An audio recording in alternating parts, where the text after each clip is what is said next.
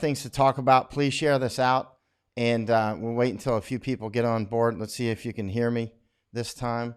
Had a mic problem, my fault. You can see I'm still amateur at doing podcasts, but should have a green screen tomorrow if you know what a green screen is, and we can improve a few things. Hey, Nicola, good. Hey, Steve Hayes, I hope everything's good. Let's let a couple hundred people get on, and then we'll crank this up. A lot of things going on today to talk about, as you know. Hey, Steven, great. Sounds good.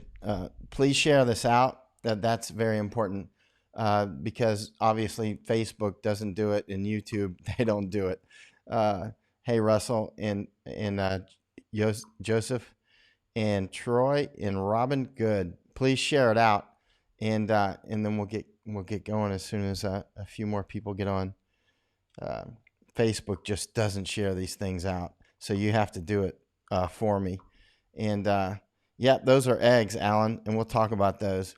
And actually, I'm on my 21st day of fasting now. I haven't eaten a bite of food in 21 days. I haven't had a single bite, nothing but my vitamins. Speaking of which, it'll be soon time to take my daily vitamins. So my total caloric intake for 21 days has been whatever's in those vitamin pills and coffee, but I haven't had, and the coffee's unsweetened, no honey, no nothing, just totally black. And actually I've pretty much cut down on that a lot too. But anyway, so yeah, I'm in the 21st day of fasting, as is Soy. The most she had done before that was 4 days, I think, right? And hopefully I'll get Soy on within, I don't know, 12 hours or so if I'm lucky, and hear how her fast is going. Her longest fast had been like 4 days, and then she decided to shoot for 21. I said, I'll go with you. So now we're on 21. And Nicola says, I've reached my target, now time to eat. Nope. I might just go a little longer, because I feel like it. And all right, let's get started. I can see that Facebook is really not sharing this out, so please share it out on Facebook, YouTube, however you want to do it. And yeah, Bill Davis, you can do 21 days fasting, no problem, if you've just got enough fat stores and you don't have like type 1 diabetes. Type 2 is fine. But if you, I'm not a doctor, but anyway, I do study, as you know, before I do things. All right, what's the first food I will eat? Joyce says. I don't know when I'm going to do it. Anyway, listen, let's talk about resilience. Actually, let's talk about photos first. When I look over here, I'm looking at another screen, which you can probably see on my, because I got it zoomed out today, right? This is my improvised desk where I do these from. And this is my map, which I had on the wall anyway. I didn't put this map on the wall for live streams. I put the map on the wall because I look at maps all the time.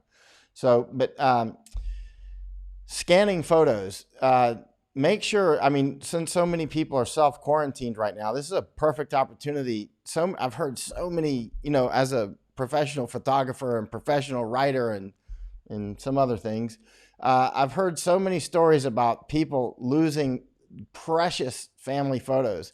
Sometimes I have approached certain families for photos for things that I was researching or whatever, and I'll hear all these stories about, oh, there was a fire or all these things. Oh, it's terrible stories. Or you can see on the post that I did on scanning photos yesterday, I guess it was, people talking about family throughout photos and that sort of thing. So take this opportunity to digitize your photos. And if you got, distributed family and friends, ask them to digitize their photos, collect all those into one database, make copies of that database, and give it out to all the same people, right? I did that for our family, actually. So, and don't do, so many people are like, you don't need to scan anything over 300 DPI, and then they start talking trash because the screens and the printers will only do so much. Just disregard them and scan it in the highest resolution that you can, actually, unless you got some ultra scanner that, would be, 2 gigabytes of photo or something. And the reason I say that is because I often am looking for little clues and things. I know myself And the highest resolution you can get, trust me, is the best. Even a lot of those old photos are super high resolution. You might not realize it, but photos, believe it or not, photographic paper is higher resolution than almost any camera you're going to see today. These digital cameras, and it costs thousands of dollars. Guess what? Those old photographs often are much higher resolution. Scan them and scan the back. Scan the back even if it's blank. I'm telling you, it can be very useful for somebody someday. It's often useful for me. And even if it's blank, that is useful, right? So scan it front and back. Scan it at very high resolution. Don't stop at 600 DPI. I know a lot of people are going to go, he doesn't know what he's talking about. I'm like, I'm a researcher. You know what? I track things around the world often. And I'm often looking at things that I wish were scanned better. You know, I know the photo was better than this stupid scan that somebody did at 300 DPI or something. You know, I mean, they got these, I can tell it's incredibly crisp, black and white, ultra resolution, and some idiot told them to scan it at 300 DPI or something. I'm like, oh Lord. And so they'll come up with all these compelling reasons like, oh, it takes more time, it takes more storage. Listen, if you don't have 100,000 photos, it doesn't matter. It's not going to take that much more storage. Storage is cheap now. And how much longer does it take? You know what really takes the most time is getting all the photos together and setting up the scanner and stuff. Not waiting a little bit longer for it to scan higher. Just scan them at the highest resolution. Take my word for it. Somebody in your family, it could be 50 years from now, will go, thank goodness Aunt Debbie scanned these at the highest resolution because I need it now, because they might be some reason. But make copies, get all your family's photos from all your extended family, or get them to scan them if they got the sense to do them on high resolution. If not, you get them and do it. Scan them, make copies, give those copies to the whole family. And so that you can't, if your house burns down, you're like, I still got my photos. You hear a lot of people say, if your house is burning down, what's the one thing you would save? Some people say my cat or my dog, and other people are like, my dog, my photos, and then my family. You know what I mean? They're like, a little exaggeration there, but you get the point. And once those photos are gone, they're gone. So hey, Bill in Louisiana, and let's get talking about some other things. And then we're going to talk about resilience. And I'll tell you why. I just pickled these. And actually, it's still warm. That's why it's not in the refrigerator. Let's see. I am going to read a few things off the screen.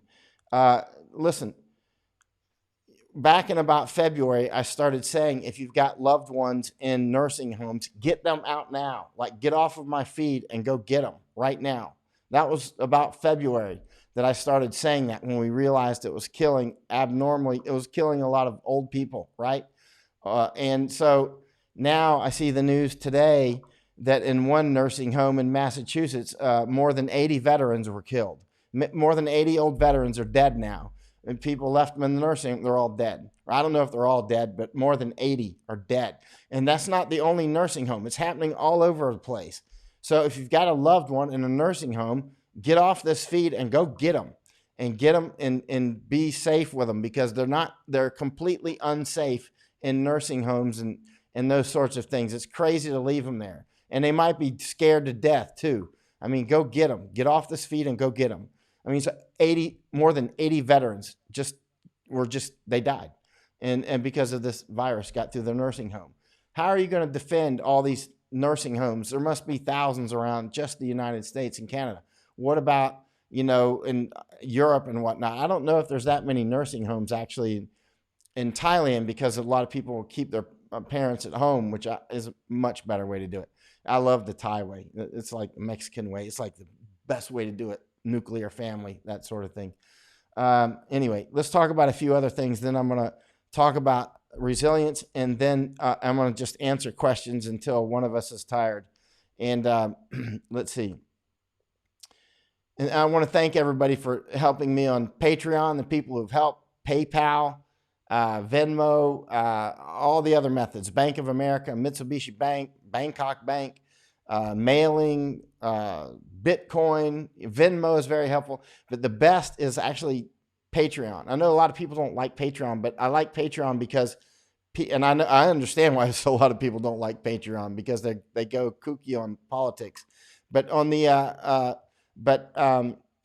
with Patreon, most people sign up for monthly payments. And if I'm going to go back and get I don't think I'll get a motorhome, but like a fifth wheel, like a good trailer, like an Airstream or something, I don't know, and get something like that, and travel around America. It's going to take money. I don't even have a car in America. I don't even have a driver's license in America anymore. Expired, and I didn't. I have to. I'll get it. Use an international, and then I'll go back to Florida and get a new license. But actually, I'm still looking at Taiwan. But I'm getting. It looks like it could be. I'm not sure, but it's looking more and more like America. Now I see Trump orders meat plants to stay open and moved, slammed by the union, or probably unions. I don't know. I mean, we're pushing to have a strategic food problem, not just within the United States, but globally. We'll talk about that a little more. We've talked about it many times. Here I see Russia halts wheat exports, deepening fears of global food shortages. That's what I've been saying since January. I've watched this unfold so many times, and my dilly-dallies around the world and wars and all that, and studies of wars. It's as predictable as tomorrow's sunrise. Yeah, so let's get to talking about that. Remember, hoarding. Let's say hoarding, or is it stocking up? It also happens on a national level, right? And so when countries like the United States, we sold off. I don't know what we did with our strategic grain supply. I can't say we sold it off. I don't know what we did with it, but it's not there. So as countries realize how serious this is, it's already happening. Many countries are stockpiling rice and grains and everything they can get, right? So it starts at this strategic level and moves down all the way down to the personal level. So you got, strategic level nations hoarding, or, whether it's medicines or, precious metals, or anything that they need to operate with, food. All of a sudden that creates shortages in an entire country. So you might be, I have readers all over the world, and listeners all over the world. So keep in mind, I'm not just talking to some American that lives on a farm in Ohio, right? This is like, if you're in a country that's heavily reliant on food imports, Hong Kong, yeah, I just called it a country. But I mean, so many countries are, Japan, Australia, so many countries are super dependent on major sorts of imports, right? And even if there's no global shortage, when other countries start buying that stuff, you won't get it, period. Your shelves will go empty because some 10 other countries bought your stuff. And you might say, well, that's not fair. They bought our stuff. Guess what? Tough luck. They bought it, they bid a higher price, and they got it. They bought it and they got it. They'll just bid a higher. If Saudi Arabia wants, all the food that Luxembourg would get, Saudi Arabia will get it. You know what I'm saying? I mean, if they've got the cash, they'll get the rice, period. That's the way this rolls on the international level. It also works that way at the state and all the way down. We've seen states within the United States being accused of hoarding masks, hospitals being accused of hoarding masks, individuals being accused of hoarding masks. So, I mean, it happens all over, but it starts at the strategic level. So in other words, even if everybody in your country, none of them panic because they're all so super cool Supermen, and the next thing you know, your country just got somebody, your ship can be on the way. A close friend of mine in Florida, he was out trying to buy some rice, and another 50 pounds of it. This was more than a month ago. And he said that his supplier told him that and the price was already jacked up. He said the ship was on the way and it diverted, right? So your ship can be on the way filled with food and somebody bids more and you're off to some other country. There goes your food. And you know how much they're going to care? Nothing. They're going to do they're going to sell it. They're going to sell it at the highest price, period. Bottom line. And then that's going to jack up your price. So in other words, some country, I don't know, Saudi Arabia, any country can just 50 countries can just, pay more for that rice. Well, guess what? You're going to pay for it. Eggs, you're going to pay for it. Whatever, you're going to pay for it. Not to mention the fact we got farms that have been dumping things out. Wayshawn down in Australia told me, he told me that, he said an article that the one concern, for instance, water. Remember, since January, I've been saying get a water filter, even if it's something simple like this Cascading, which I have used for almost 20 years. I've used this since at least 2002 when I started cannibal hunting on that ultimate adventure from ever. Speaking of which, one of his friends just contacted me yesterday. That was kind of strange. And this water filter has been, Iraq, Afghanistan, all over Nepal for a year, all over India almost a year, all over the world, dozens of countries. I've never even changed the filter. So, I mean, if this thing, and it's like, doesn't need to be changed for, I don't know, 1,000 more gallons. I don't know. You can measure, there's a way you can tell, but it doesn't need to be changed. And so the bottom line is, as long as I've got something that has water in it, in liquid form, I might be able to get that water out. I can go to the nastiest river and get drinking water out of it. So resilience starts with individuals being resilient with your body and mind, and then it goes into family or friend units and that sort of thing. But water, obviously, number one, you need water. Now, Australia has recognized that if they get cut off, they don't have enough chemicals to continue to make their water safe for drinking. And so there you go. Remember, I've been saying water can get cut off. Electricity can get cut off. Many ways it can happen too. Food, it goes on and on. And there's many ways that water can be cut off. It's not just, sabotage or something. It's the workers don't come to work. It's the electricity goes out because those workers don't come to work. It's something else. It's not being repaired because, so people are afraid to come to it. It's many, many things. It's the chemicals not there. But I don't care. As long as I got water, I got water. Plus I collect it off the roof and in many other ways. And it's, it rains a lot in time. But I mean, at this time of year anyway. But the bottom line is there's rivers and creeks around. I can go get some water. And so now when I was telling people in January, some people immediately went out and bought this filter. And I think it was only about $200 then. How much is it now on Amazon? Can you even get this on Amazon now? It's called a Cascading pocket filter. Can you even get this one? It's black. The ones they make now are black. Can you even get this filter? Because the last time I checked, maybe a month ago, they were completely out of stock. There was none on there. In fact, I think they delisted it. They still make them because I contacted the Cascading company. I don't need another one. I got this one. So, yeah. Get a water filter.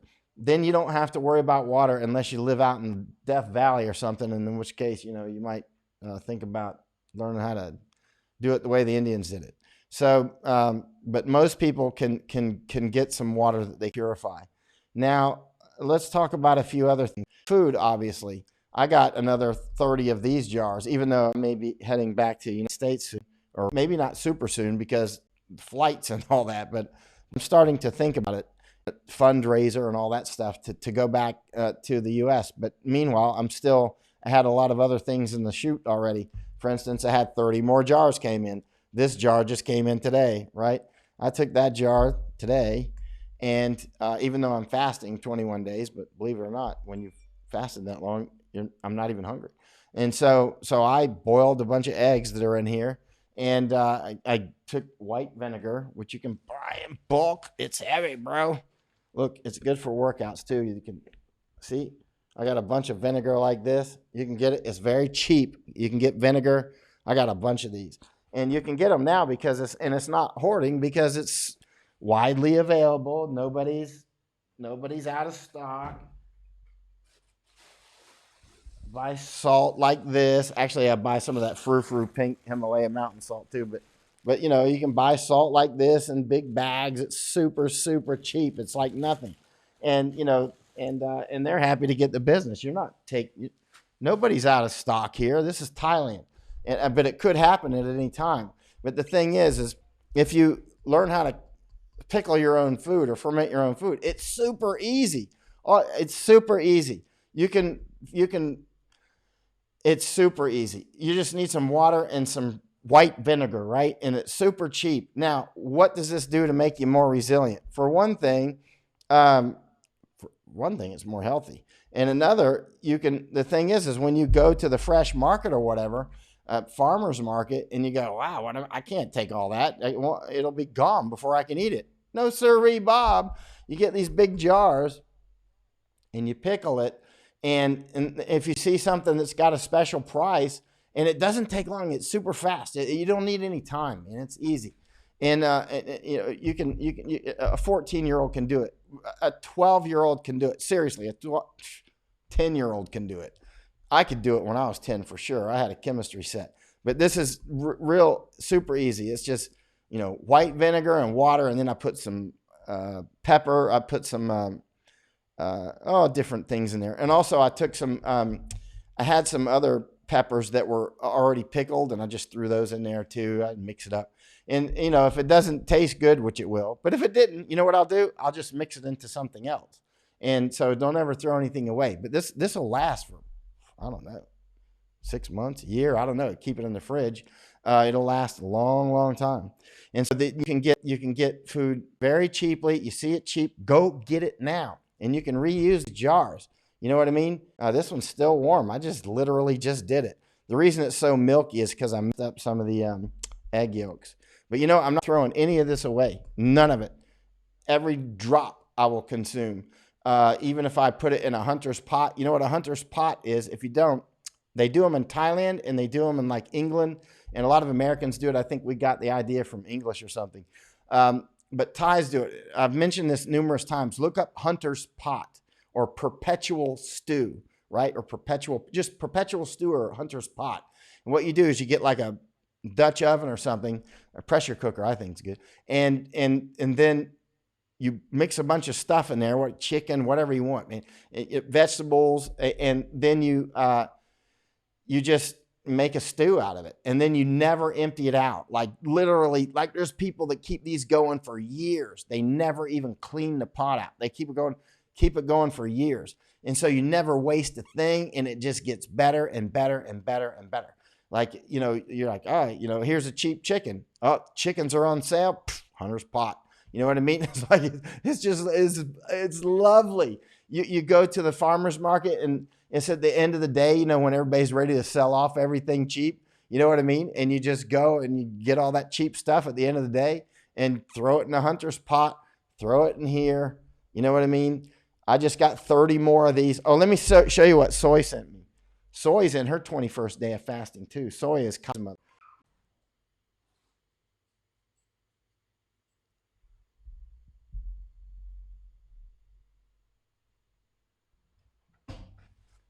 Soy sent me this.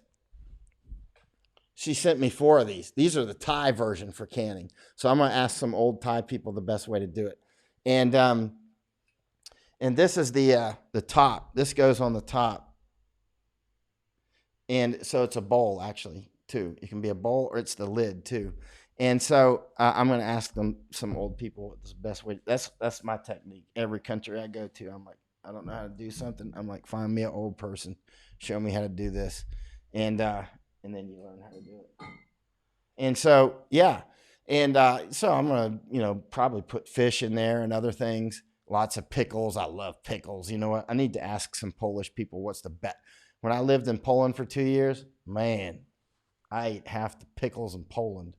And but again, you can throw this stuff and hunt your hunter's pot or whatever. Look on YouTube and look for how people do hunter's pot. It's so simple. You can have never cooked one day in your life, and you can make a hunter's pot that is so good.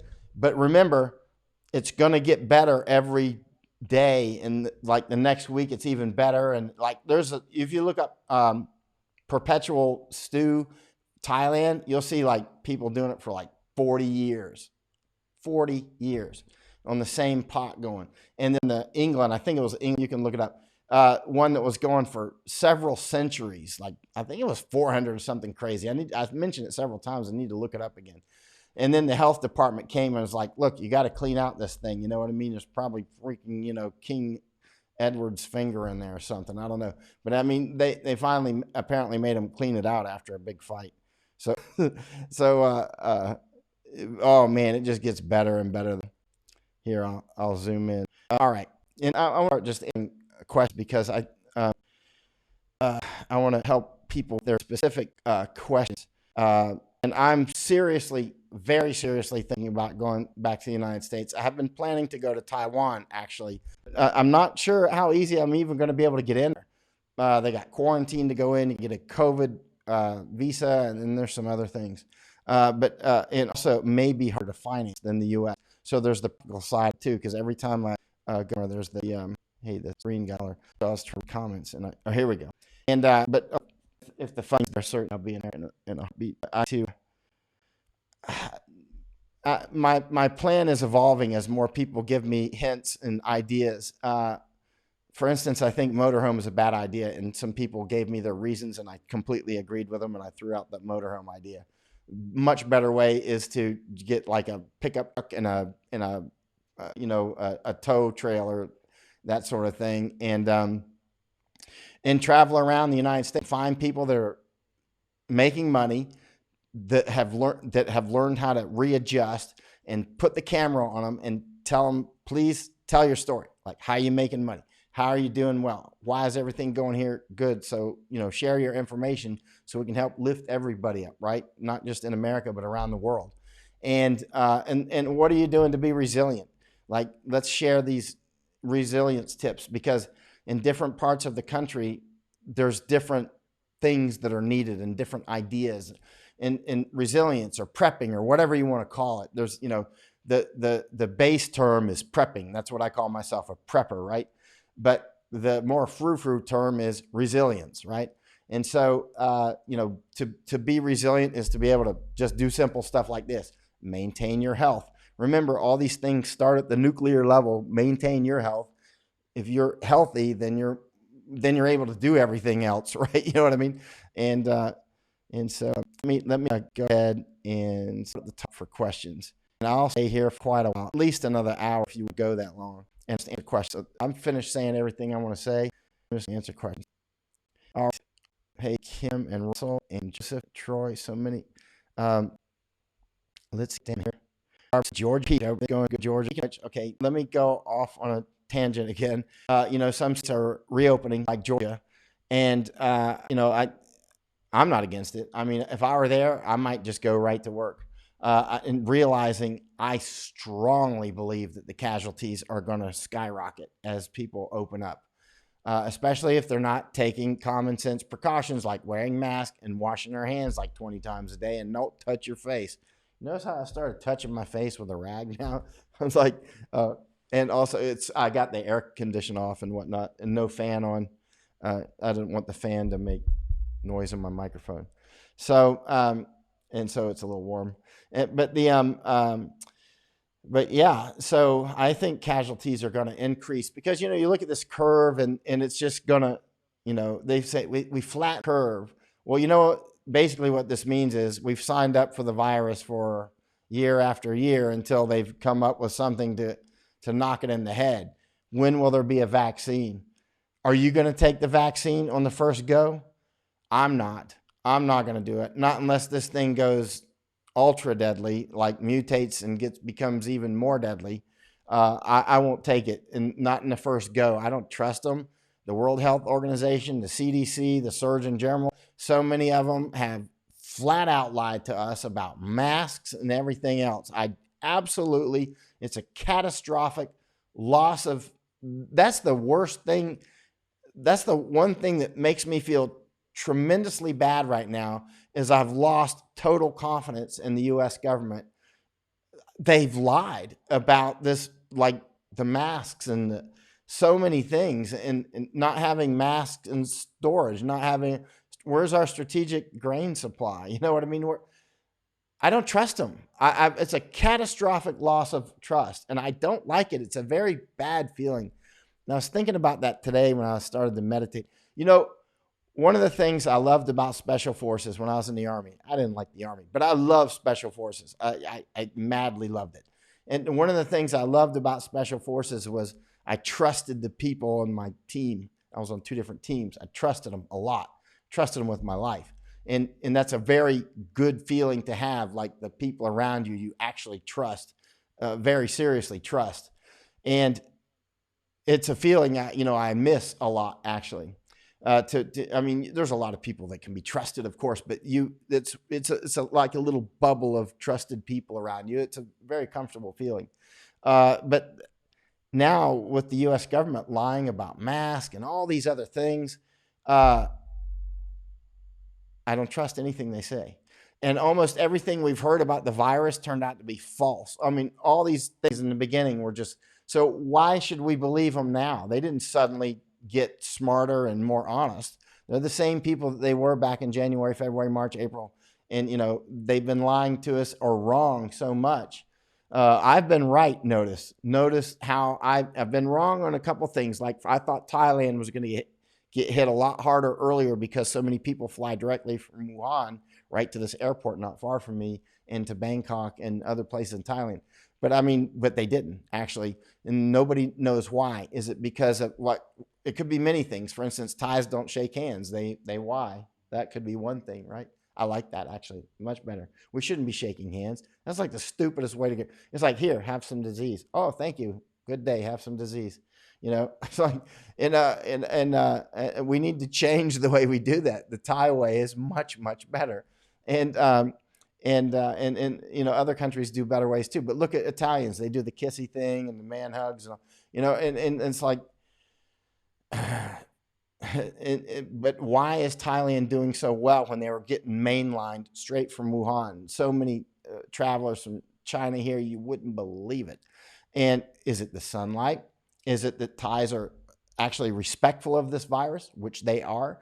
Is it that Thais wear masks so much? They did that for air pollution. But they also, when the government told them to wear masks, they're like, snap, mask up. And do Thais run around going, oh, no, we can't get any masks? No, they go freaking make a mask. You know what I mean? They're Thais. They're like the King Raman IX. He was the previous king of Thailand. He's a great friend of the United States, born in Massachusetts. I wish he was American. Unfortunately, he passed away. His body did anyway.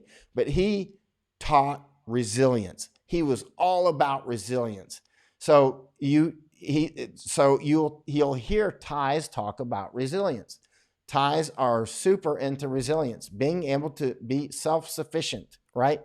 And that's another reason I'm less concerned about. I'm very concerned about Thailand. I love Thailand, but there's other things about Thais that make me less concerned because they are resilient at the home and village level. They're more resilient than a lot of populations. There's a reason this is called Teflon Thailand. No matter what happens, they get knocked down. Thais just like get back up and go, all right, here we go again. Right back in the arena. That's Thais. They're straight up. And so let me keep going down the list here. Hey, Troy in Tennessee, starting to look like a studio mic. I'm getting it better, Kevin. And water fast. Yeah, it's water. I've had sniffed coffee in at least 2 days. I had matcha. Big matcha. It's not a caloric. It's like matcha. It's green tea. It's very Japanese. Very good. I love it. But no sugar, no honey, no nothing. Hello in Minnesota, Keith. I'm not gonna eat now, Nicole, because I don't feel like eating yet. I'll eat when I feel like it's time to eat. Let's see. I'm trying to find questions. What's the first food I'll eat? Maybe an apple. I mentioned that before. That's what soy's gonna do. Get the Japanese knife. You know how those double beveled knives that they Japanese knives, they can cut straight down. You know what I mean? They can cut you can cut off a slice so thin that you can see the sun through it. You know what I mean? Or a light. And so the thing is after you've gone so long without eating, you will you will respect food more, and you will enjoy food more than you've ever done in your life. And I don't mean just on the first 10 meals or something.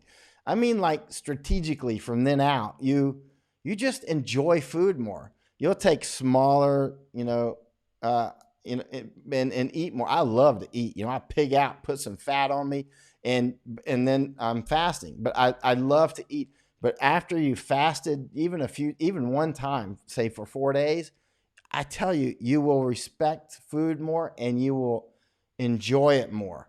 But if you go like 10 days with fasting, it does something to your mind in a very positive way, super positive way. And I don't mean just for that moment. I mean, even after the fast is done, it does something to your mind. I don't know what it is, but it makes a transformation that's quite positive and very makes you feel really good, makes you feel better, right? More level. Try it. Try just one day, and then actually the hard time, if there's any hard time, it's like the first 3 or 4 days. Once you get over like a week and 10 days, it's easy. I'm on 21 day now. It's easy. The most I've ever done before is 20 days.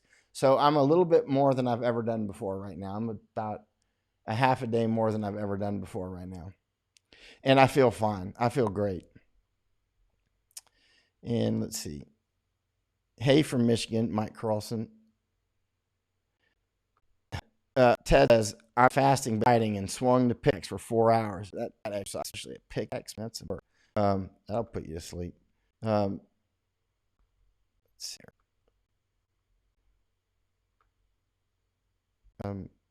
There we go.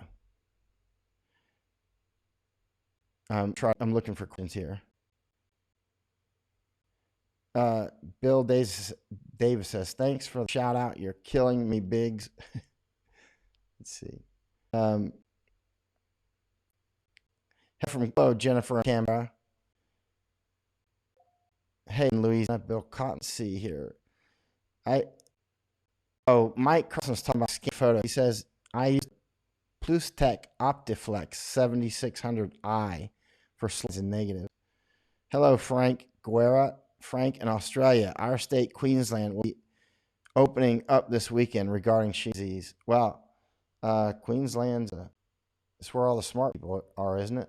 That's what people from Queensland will say. They're like, we're from Queensland. We're from the smart part of Australia. And they'll say it like in that, you know what I mean. Beth, you said a small chart. Thank you. Really appreciate it. I'll let you know when it comes in. Beth says, thank you. Extra freezer on the way. Outstanding. Flora. And Andrew says, hi, Mike. Spot on regarding the food issue. I've been warning for months. I have. And because I've seen this before. And like I said a long time ago, I don't know, 3 months, I guess. Get all your coins and count those up and cash them in, because I've seen what happens in hyperinflation. If we have hyperinflation, which I'm smelling it, are you? Suddenly your coins can be worthless. I've seen this happen like in Poland and whatnot. Suddenly all those coins, you can just use them for, as a screwdriver or something, or use them for, glue them to a wall for decoration, make jewelry out of them, because they become worthless as money. Kim Keys Copa. What will you do with your belongings, food, when you come to, say, wherever you're going? It'll be fine here. Like, I just spent 6 months in Hong Kong. It's fine. Iris Law, everything's good in Hong Kong. Yeah, photo is the most important things in life. Right? So make sure to scan those and share and distribute those to your family. Let's see. And they'll be more important. They get them for your kids and everything else. You know how that goes. Mark Turner is saying, Newsweek runs an interesting article, Dr. Fauci and Wuhan lab. Your views? That guy gives me creeps. My ability to do so well and be ahead of the curve on so many things and beating the experts year after year after year, experts, a lot of it just comes down to bullshit sensors. And I've said this for years. Being able to size up the room basically and go, okay, who here is, I'm still smiling. It's funny how many people have said to me over the years, they're like, you believe that guy? And I'm like, no. And then well, you look like it. You were smiling the whole time. I'm like, yeah, because I'm nodding my head, smiling. Keep talking. I want to hear what you had to say. Yeah, yeah. Doesn't mean I believe you. You know what I mean? I'm taking it in. I'm trying to figure out what's going on. And just because I'm smiling doesn't mean I'm agreeing. It means I'm smiling. Never mind read. Troy says, heard anything about Kim Jong? Nope. But back to Fauci, Mark Turner. I don't trust him. Actually, I don't trust him. I don't know what it is. Actually. Angela Edmondson. I am to genealogy and have my family's photos. I urge people to do the same. Make sure you have at least 2 backups. Thank you for reiterating this. Absolutely. What do you use for genealogy? Do you use do you do primary source yourself, going and rummaging around in records, or do you use like Ancestry.com? I've used Ancestry quite a lot in researching people I was researching. For instance, I got one person to do a DNA test, and that DNA test was hugely helpful for me to piece together this thing that I'll write about at some point after this thing is over. But yeah, I find it very useful, extremely useful. Yeah, the nursing home thing, I warned way back early to get everybody out of nursing home that you love. Get out. Still, if they're still alive now, it's not too late. But how many have died in nursing homes now, just in the United States?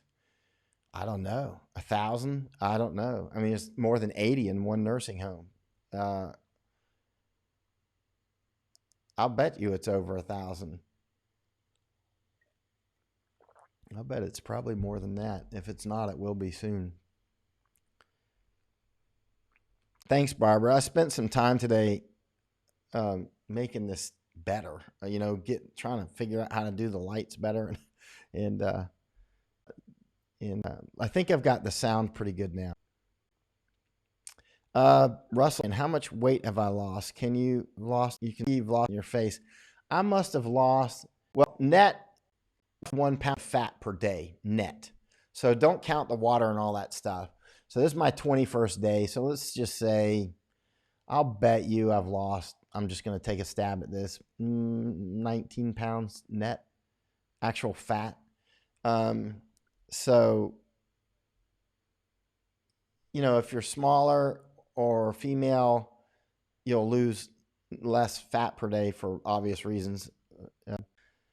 But you'll still losing it. Every breath I take, I'm losing weight. Did you know actually, fat consists only of carbon, hydrogen, and oxygen. And believe it or not, most of the fat that you lose is you're exhaling it. So it's coming out your nose and mouth, actually. And interesting, isn't it? It's a huge amount of, Cecilia Thompson. The ones here in BC, you can't even, are you talking about nursing homes? Even the nursing homes in lockdown. Now big children's hospital is positive. Oh, man. But even if you can't get in there, I'm trying to share your comment, but some kind of problem here. There it goes, finally. Still, obviously, the staff can bring it in. And, man, I would get any. It depends on your personal situation. Obviously, if you live in some situation where it's more dangerous to take them home, obviously, then you have to take. But there's other way. If it were that bad of a situation for me, I would have to assess every.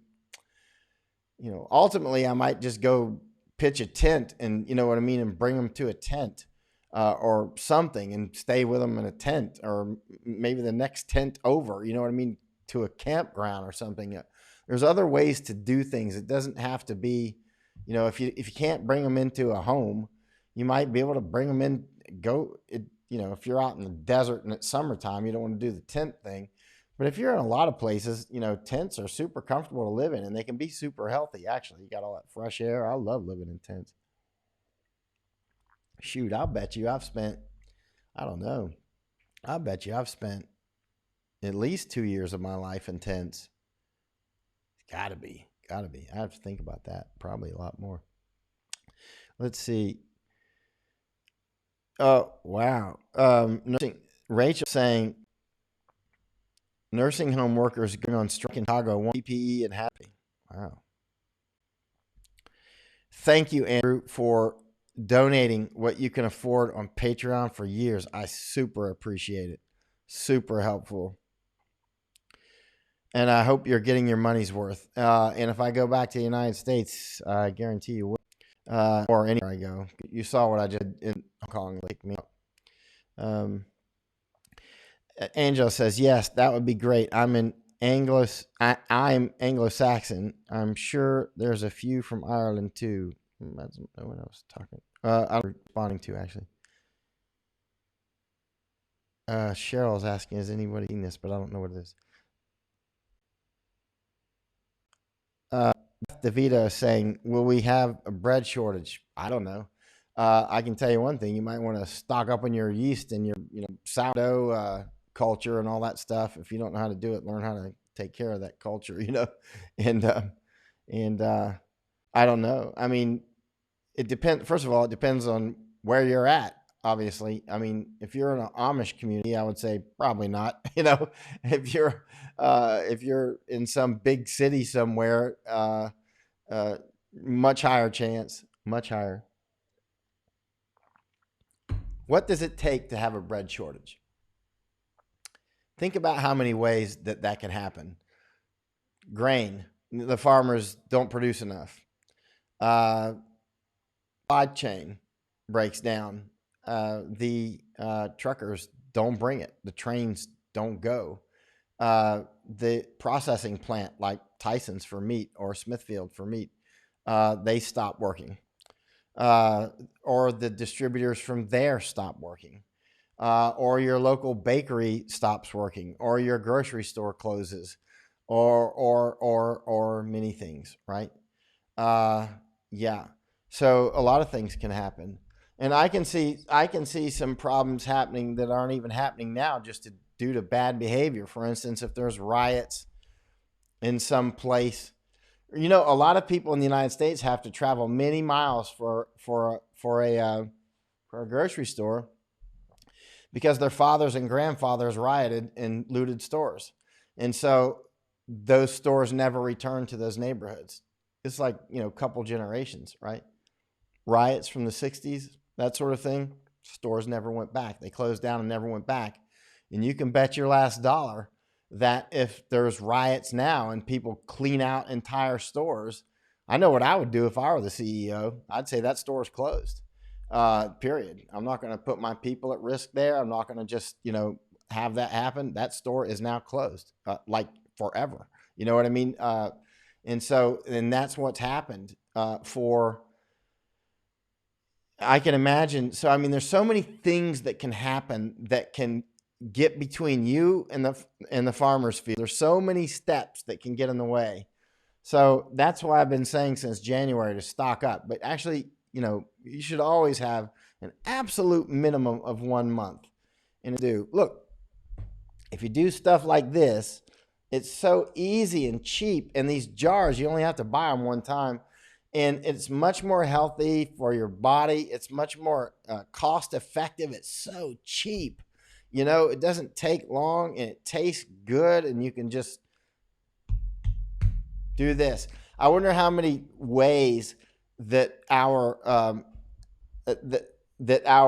economy is going to change because more and more people become resilient and they realize, hey, when I can my own food, actually several things. It takes less time than actually going shopping.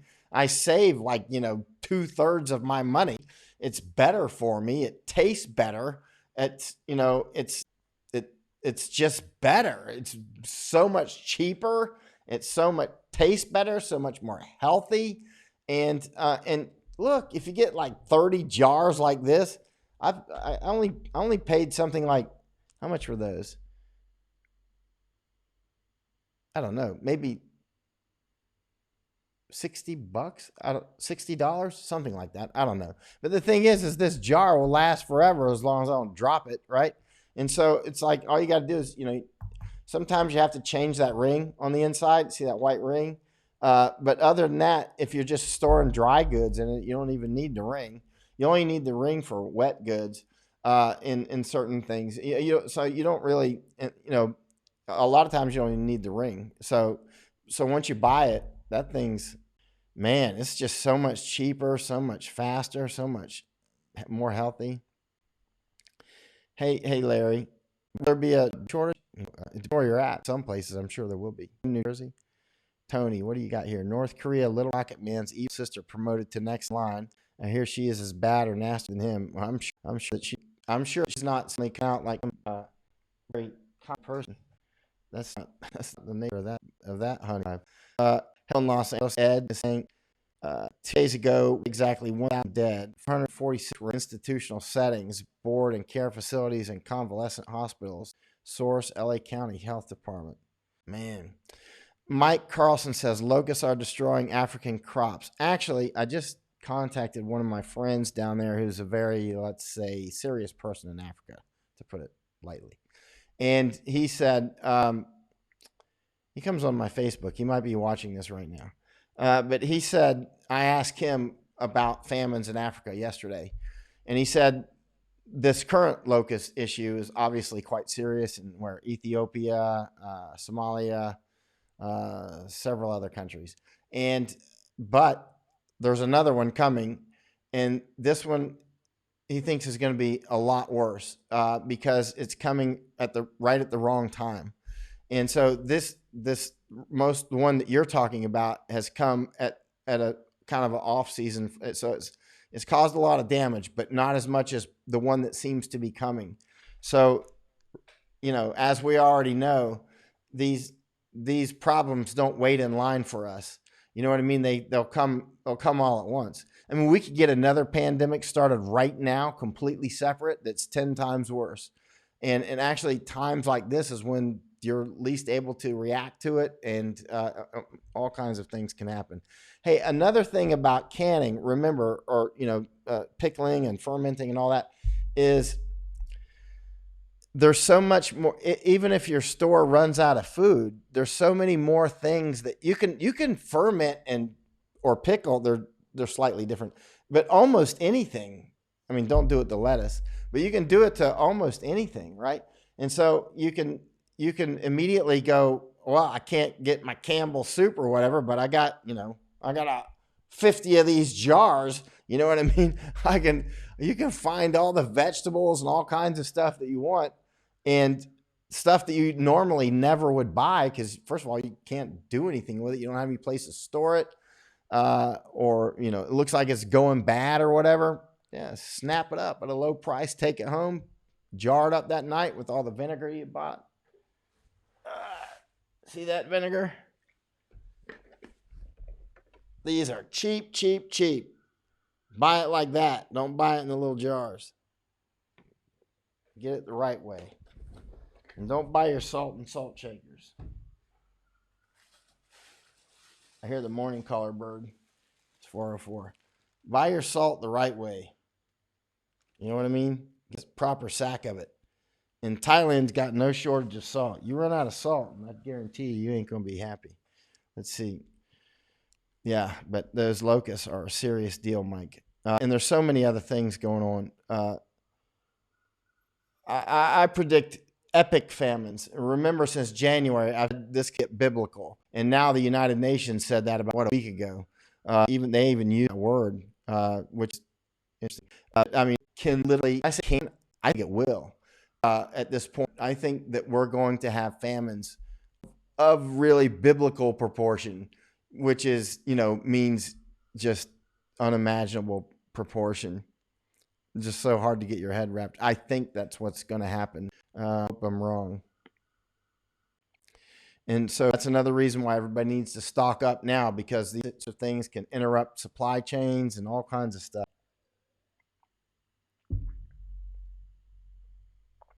Let's see. Oh, Donna Smith looks at Irish genealogy. Uh, Donna Smith, Angela, I could not believe that I could verify. Hey, you know what?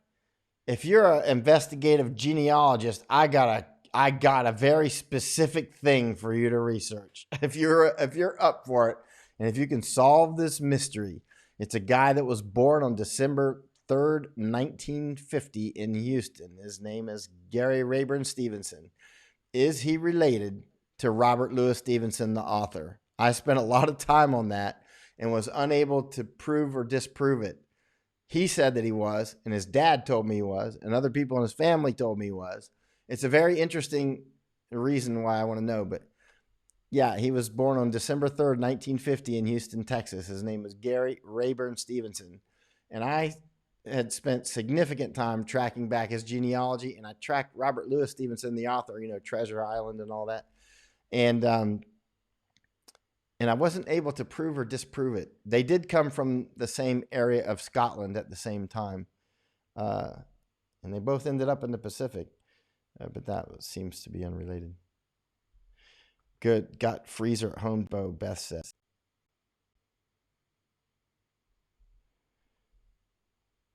What kind of filter, Joseph is asking? This is a Catadine. Catadyn. Catadine. Maybe it'll focus. I don't know if it will. It might be too small. Can you read that? Catadyn. Katadyn. Katadyn. Catadyn. Very good filter, Catadyn. They make other types too, but I like that one. A lot of special forces types used that one, or did use it. I think a lot still do, but I don't know about that. Oh, yeah. Donna says a lot of Irish people for America during the famine. Oh yeah, I've read quite a few books on the Irish famine. That was a huge part of our history, actually, in the United States, is when so many Irish came over, and people were like, "Get rid of the Irish," and wanted to kick them out. Hey, Vicky in Indianapolis. Hey, SB. SB says, "Do you think piracy on the high seas will make a resurgence? Or you think there's huge amounts of piracy on right now, SB, every day? A lot of our Navy and a lot of other navies spend a lot of resources doing, packing that down. But I think it would definitely increase. Think about how much a shipload full of food would be worth. Kidnap and keep the crew hostage. Who cares about that? If there's famines going on and it's loaded with food, that would be amazingly valuable. If it does increase, then we need to just go ahead and start killing them, blowing them out of the water. I was with the Fifth Fleet commander over in Bahrain one time. What was his name? Gortney. Anyway, a lot of the things that they were doing was counter piracy. Andrew says, "Do you have a website that can recommend building your own water system?" Best just look on YouTube, especially because remember, everybody's situation is different. Like some people live in a place where there's huge amounts of rain, or they have intermittent rain, dry seasons. That's the way it is in Thailand. In Thailand, or in northern Thailand where I'm at, there's intermittent like rainy season, which we're starting. And then there's the dry season where you go for long periods with no rain. And just you need to check that. I mean, you live in an area with snow? Do you live, you know what I mean? There's so many, but there's a lot of videos on this on you, and you see a lot of them are actually quite responsible. So you have to use your own nose to figure which one or which to listen to and not. Pam says, "Have you used a hand pump for a house well?" Oh yeah, absolutely. Oh yeah, I helped my grand put one in actually, and then I got a second reservoir here that's gravity fed, so I'm good to go here with that. But yeah, I've used hand pumps 1,000 times.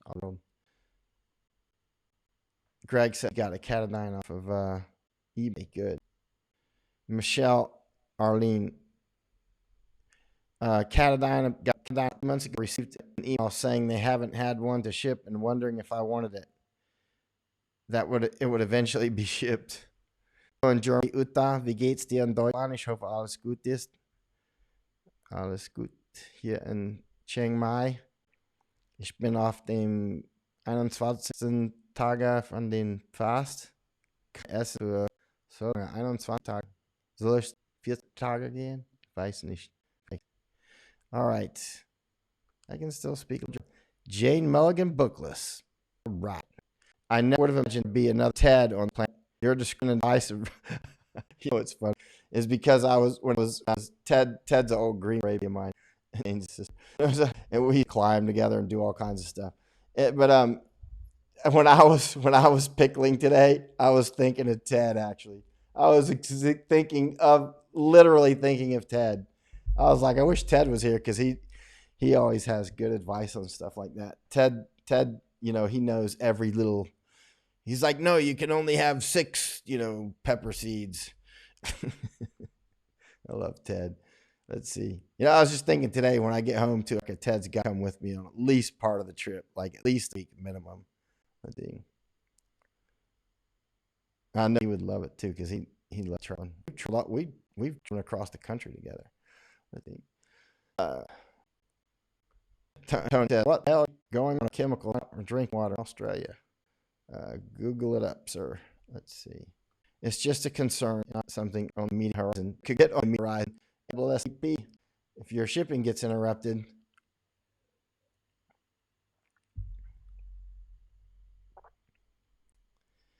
well, Tony says Australia doesn't import chemicals to put in water. Well, you got to take that up with the people that were quoted in the article because I don't know. Thank you, Douglas. He says, it's getting scared. Be scared. I'm your friend. You'll be fine. Just keep stocking up on food. Make sure you got water, all that. And, you live out in the desert, I think. So, make sure you got that sorted out, figured out. Melanie says she's so relieved Mr. Trump ordered crossings to stay open. I think that's an idea. Because I've seen how it happens before. I mentioned with now Tyson, and it'll be a lot of others.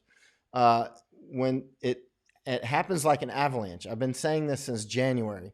Every time I've seen this happen in a country, it happens like this. Hey, everything's stocked up in the stores. Why do I need to go stock up now? Why should I stock up now? Everything's fine. Nothing's changed. A month later. Hey, you said I should stock up last month and nothing changed. You were wrong. And I'm like, if I were you, I'd still keep stocking up. And, a month later, hey, nothing's changed. You were wrong. I'm like, stock up. And then, suddenly toilet paper's out, but they replace it, and then all the beans are gone. They replace those. Not a big deal. And then, hey, they seem to have less food now than they used to have. Prices are going up a little bit. Stock up now. And then next thing you know, it happens like an avalanche. You ever been to an area like the Himalaya, like up near Mount Everest? I walked up there twice just to the base camp. But when you're there and the sun starts to rise and it's hitting those snowpacks on those giant ass mountains that like you've never seen before unless you've been there, they are huge. You'll hear it crack, pop.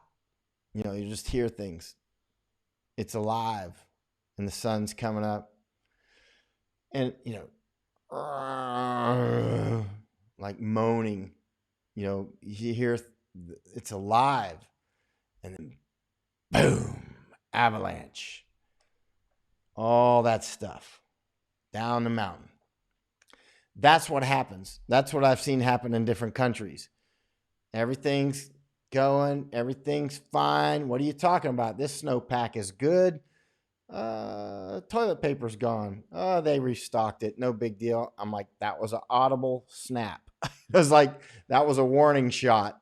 Maybe nothing will happen from here, but you just saw a warning shot go right by your face and you ignored it, right? And then, hey, prices are going up a little bit. Snap, another warning shot just went by your face. You know what I mean? Hey, they cleaned out every shelf in the store. People were fighting. Oh, but that's okay. They restocked. It's like, dude, a bullet just blew the tree in half right beside you. You know what I mean? And you're still not believing what you're facing. And then, bam, avalanche. Everything's empty. Stores out. Warehouses out. You're not getting resupplied. There's people hungry. There's people skinnying up really quick. That's how this shit happens. Pay attention to what I'm saying. I've been all over this crazy world and I've seen a lot of stuff. I'm telling you, if you haven't stocked up, you need to do it now. Because for some people, it might be a little late. But for others, and remember all the benefits of stocking up. One is psychological. You feel prepared, you feel calm. Another is you don't have to go out amid increasing infection rates. You don't have to go out when people are fighting over toilet paper or whatever nonsense. You'll be like, wow, I saw them fighting on the news, but I don't have to. I mean, it's only 3 blocks from here. I'm not going down there. You know what I mean? It's like that sort of thing. If you're stocked up and you're good to go and you got plenty, then you can also relax and make logical decisions and make sensible decisions that are not made on a hungry stomach. You don't want to be making decisions about your life and your family's life on a hungry stomach, because then you're rushed and you're more apt to make insensible decisions. I'm just saying. And people that continue to think that this is the flu, I would block them. I blocked one yesterday, actually. There's not as many doing it now, but their IQ is just a little too low for me to put up. And if they get killed, then this is a stupid missile. This virus is it's programmed to seek stupid and kill it. And it's doing that right now. People that are like, it's just the flu, and boom. Look at Boris Johnson. Boris Johnson was playing that game and he almost got killed. He got in the hospital, Prime Minister of the UK. He was talking trash, talking smack in that hospital, shaking hands with people like, oh, it's nothing. And boom, he came that close from dying. And that was the Prime Minister of the UK, right? Talk about a bullet right by your ear. That was one. Stock up. Another thing I've mentioned numerous times, think about restaurants all around you and their supply distribution channels. The restaurants around you might have a lot of inventory behind those locked doors. And if you call them up and say, hey, you got a bunch of inventory you want to sell, because I know your restaurant ain't opening anytime soon. I can tell you one thing, if it does, it's not going to have the business it used to have. Do you want to sell a bunch of that inventory, right? And let's make a deal. And I guarantee you, a lot of the restaurants are going to want to make a deal and get rid of that food. That goes for other companies like vending companies, hotels that have restaurants, cruise ship companies, if you're in that sort of area. So many different ways, you know what I mean?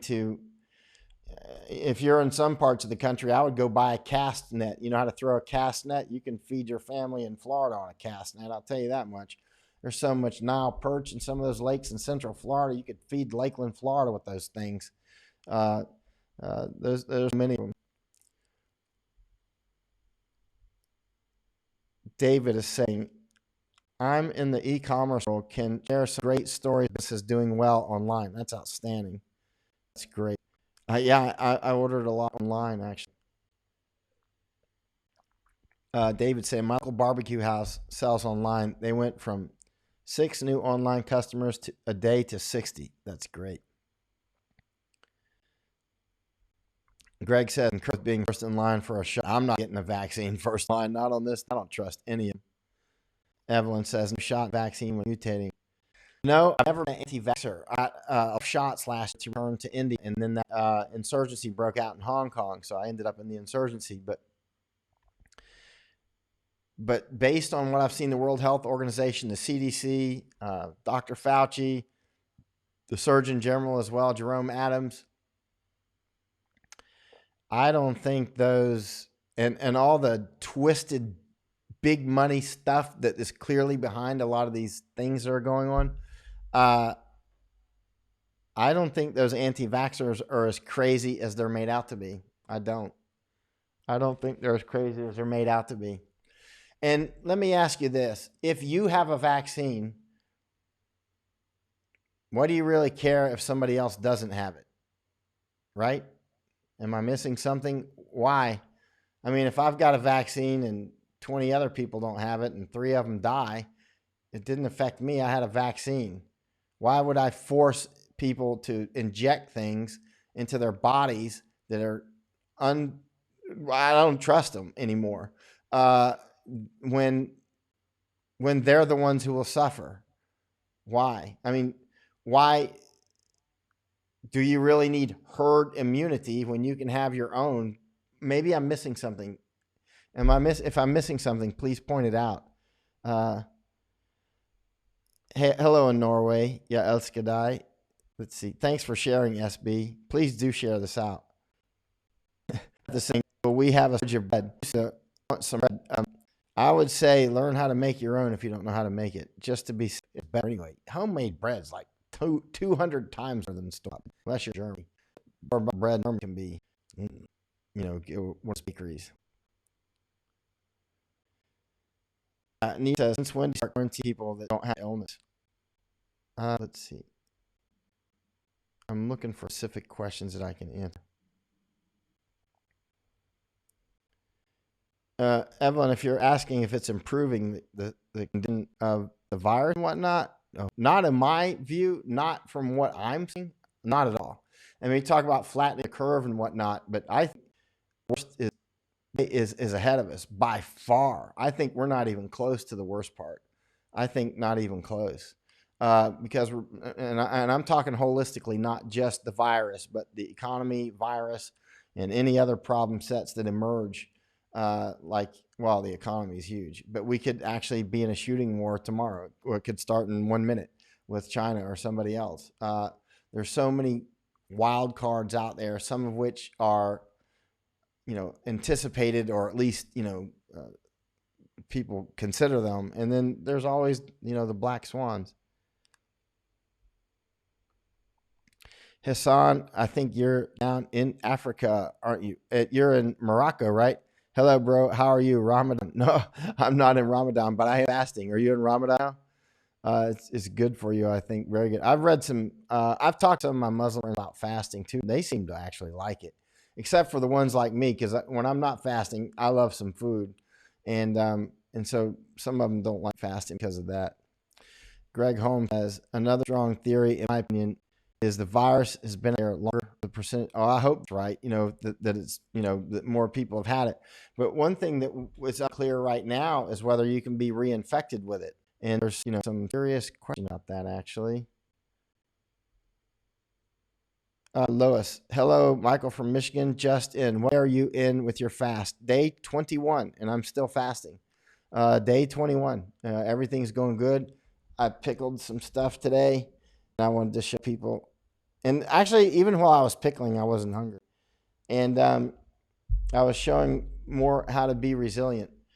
One way to be resilient too is just to be able to fast, and to do it in very high spirits, and do it therapeutically, and to see it as, you don't see it as, oh no, I gotta have food tomorrow. It's like, if I got a little fat on me, I'm like, I mean, it's been at times in my life when I'm, hunting people in the jungle and stuff, the ability to sit down and keep quiet for very long periods without eating or bringing in anything that smells or anything like that.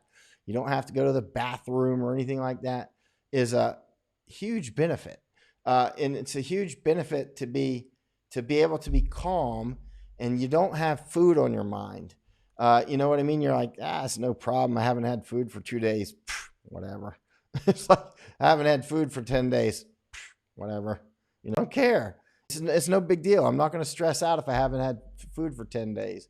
It's been 21 days and I haven't had food. I'm fine. I mean, I've been out doing stuff. I'm canning today and stuff like that, Thanks, Lizzie.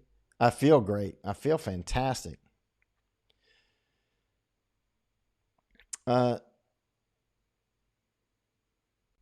The reason that the curve is flattened is because of mitigation reasons. Is because, people self-quarantining, more people wearing masks, and other things like that. It's clearly, well, I mean, there's nothing certain in life. I mean, this could be completely wrong, but it strongly looks like the reason that the curve is flattened is because of especially quarantine, self-quarantine and that sort of thing, and wearing masks and washing hands a lot and these sorts of things, keeping social distancing, which there's nothing new to this. They were doing this stuff back centuries ago. This is like, we're acting like, oh, we just came up with social distancing and masks.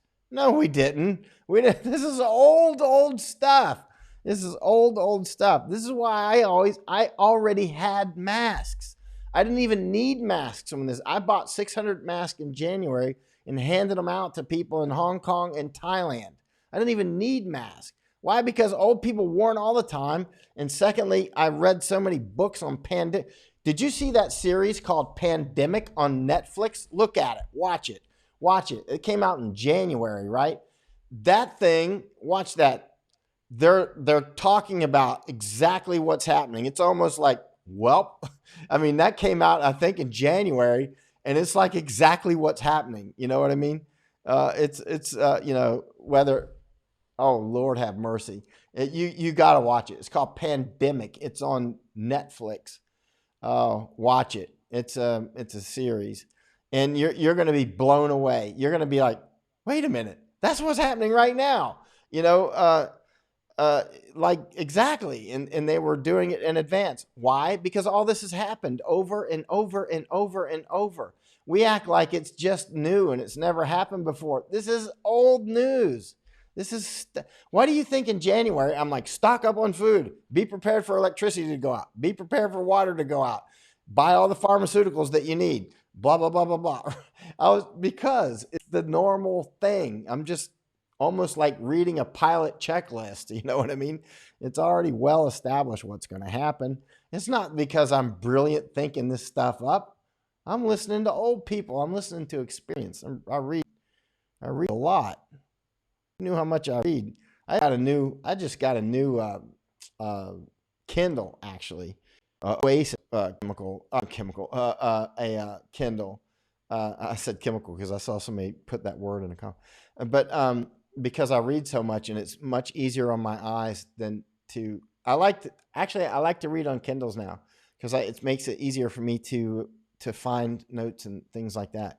But I can't read quite as long as on an iPad because it makes my eyes fatigued. Nita Yates says, I think reset your brain chemistry. That's how it feels anyway. Yeah, fasting, definitely. Hey, Lisa in Oklahoma City.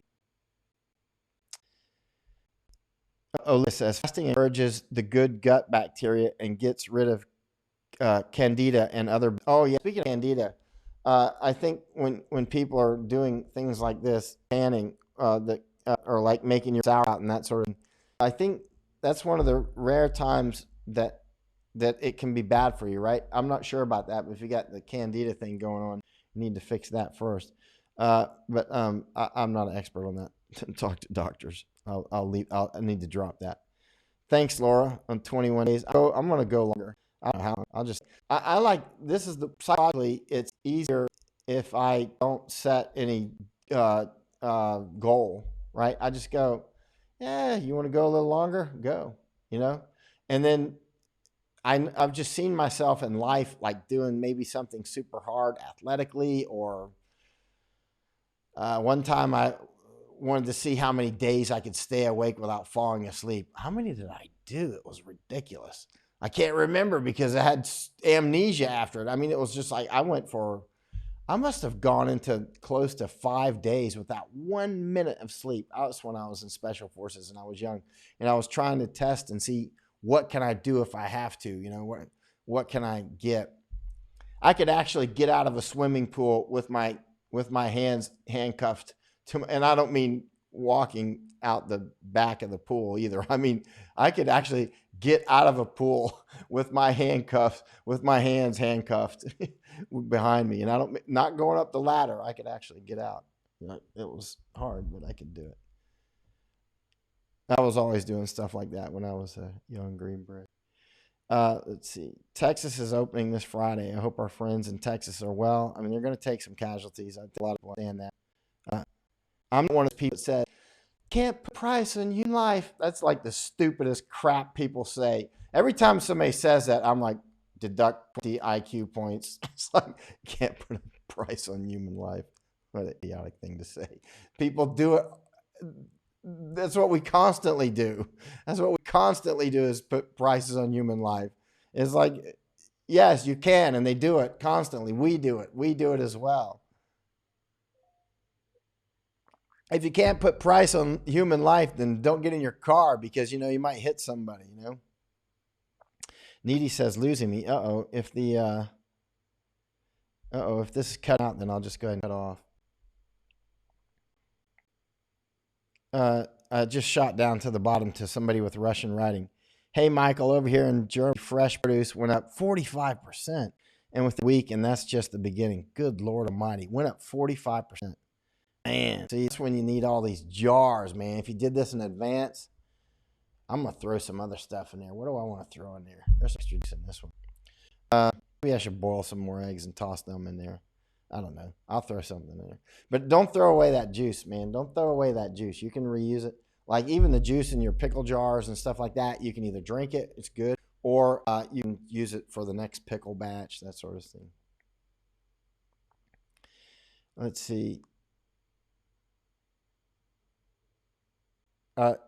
Steve Hayes, I'm saving my fat for when I have to go without to feed my kids and grandkids.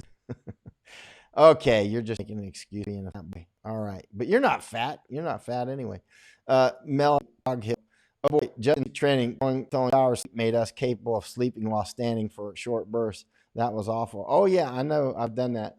You're so sleepy and so tired you can literally falling asleep while you're standing. Oh yeah.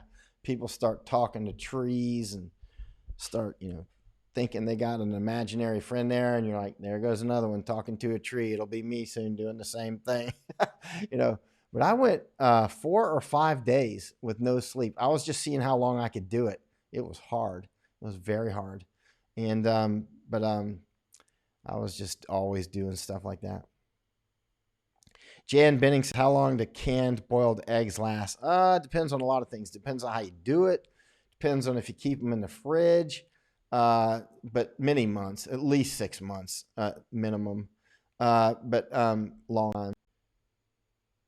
Thank you, Malaya Elliott Wolford. 21 days. I'm going to go a little longer. Let's see. You can see I look different than I did 21 days ago. You can see it's kind of melting off it. Let's see. Wait, on Netflix, it's a series called Pandemic. It's a series, and it's weirdly accurate. And it came out, I think, January. Basically, like going through basically what's just happened. All the way down to eventually when there's a vaccine, if there's a vaccine, then it gets to be those fight about who gets the vaccines. Oh Lord, goes on and on and on.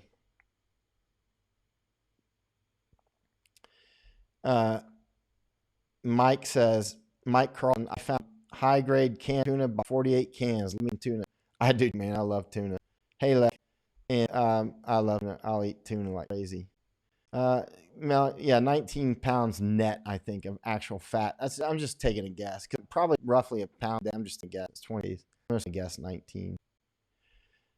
Yeah. Evelyn says, you look more rested since fasting. You know what? It's weird. Okay, sometimes fasting hurts my sleep.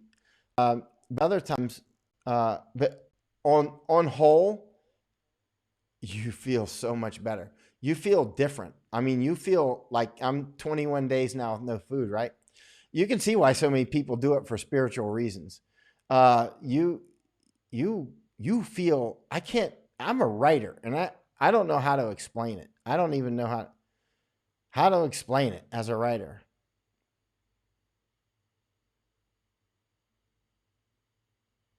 You feel calmer. You feel a lot calmer. You feel more reflective. You feel you can think faster, actually, but in a beneficial way, actually. Your thoughts become more pure. You have to do it. It's difficult to explain. But I can tell you this. Once you've done a fast of, say, 10 days, you'll want to do another one. You'll want to do another one. You'll just be like, I need to do that again. And especially if you can get into a situation where you have some, like, this quarantine is just ideal. Like, I'm not expected to be out in the street fighting in Hong Kong right now, checking out the insurgency, because I'm not there. They kicked me out. And so, and then the quarantine's going on. I mean, I can go out. Thai's police are not going to arrest me if I go out. I got to wear a mask and all that. And then there's a quarantine. There's a curfew 10 to 4, I think, but I don't go out that late at night anyway. But you just feel good. You just feel like fundamentally good to your core. There's something about it.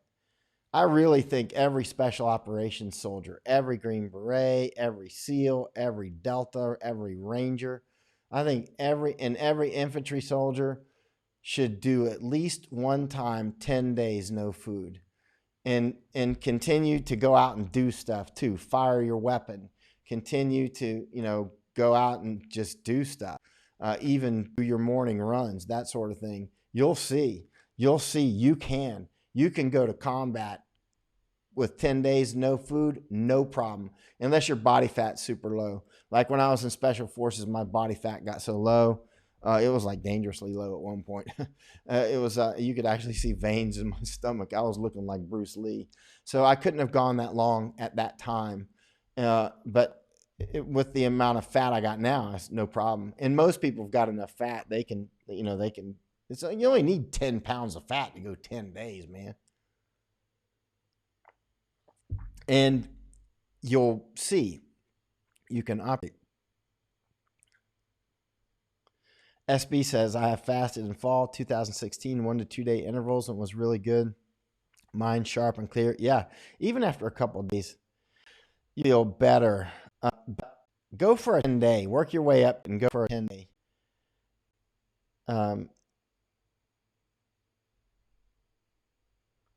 Ted McDonald's, the UK has passed a bill from the 1984 Parliament trying to force people to be vaccinated. That is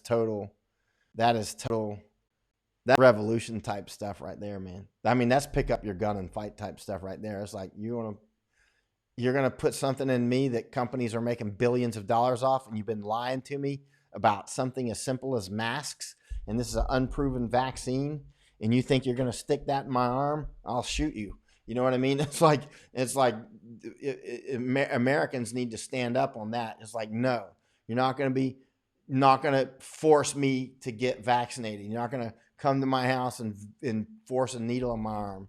Not going to happen. I mean, they can try other methods, like not issuing driver's license, not issuing business license, and that sort of thing. And you just need to take it up in the courts. But if they come like to forcefully inject that into you, that's gunfight. That's gunfight right there. But if they do it more passively, like driver's license and things like that, then it needs to be lawsuit time and go to courtroom.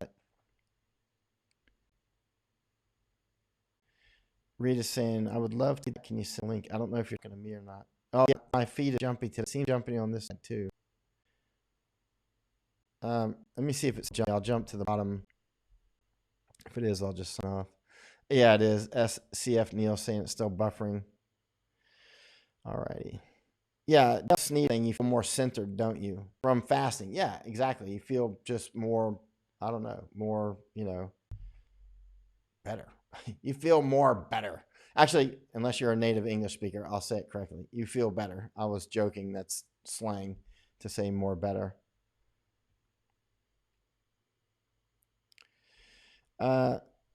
Donald saying there's another show that just came out specific about coronavirus, and they acknowledged 2018. I thought that was both peculiar and interesting. Well, people have talked about pandemics since forever. I mean, it's nothing new. I mean, if you look, there's year after year, there's shows and movies on pandemics and books and all this sorts of stuff. Not a matter of if. It's not a matter of if. Everybody knows that. In fact, we're getting off light on this one. This could be one that was this infectious and knocks out 50% of the people. I mean, we could have been in a situation right now where there's already 3 or 4 or 500 million people dead. You know what I mean? Think about it. I mean, we're getting off light so far on this one, and this one is devastating economies around the world, and almost certainly is going to lead to massive famines.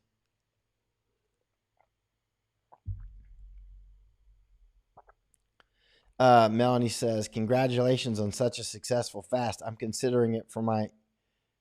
I've had since for your FUO. What's that? I had since 19. I don't know what that is. But I love fat. I love eating too. I love food. But again, after you fast like you profit this, you even a few days, you appreciate food from then on much better than you ever did. You'll enjoy food from then on more than you ever did. Do it fast, unless you've got some physical reason not to, yeah, pickled ginger is amazing. Donald said. Actually, I was thinking about going to the fresh market this morning. Oh shoot, I can go in another hour or two. I was thinking about going and looking for ginger actually. Maybe I'll do that when right as the sun rises. Alrighty, this seems to be having buffering problems. Thank you, Diana. I'm feeling very good. And are you in Los Angeles? I'll shoot you a message. If I come through Los Angeles, I'm gonna see that. All right. All right. And that's it. Thanks everybody that's who has my Patreon and PAL and Venmo and Bitcoin. Nobody ever sends Bitcoin anymore. And Bank of America, P-Box. It's all. Actually, I'll put another. As soon as I go off, I'll put it at the top of my Facebook. That's all that. I'm gonna need it. I'm especially need it if I'm gonna do this tooling around America. And it's strong looking like I will. All right. Good night, everybody. Or good morning. I'm out.